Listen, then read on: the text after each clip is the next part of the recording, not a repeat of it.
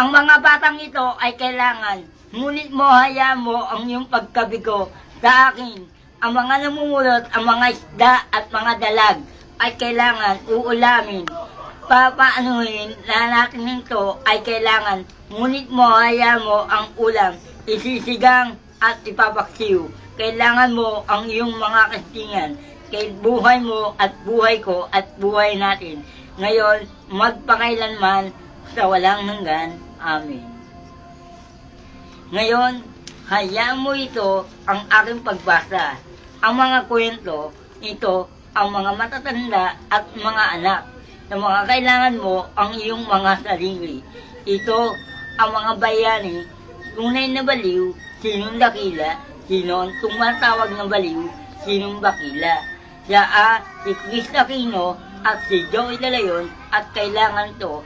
Ang kailangan mo, kailangan ko. Kailangan mo din sa atin ang iyong pagkasalanan, ang iyong pagkabigo sa akin, ang iyong pagkasarili. Ha ha ha!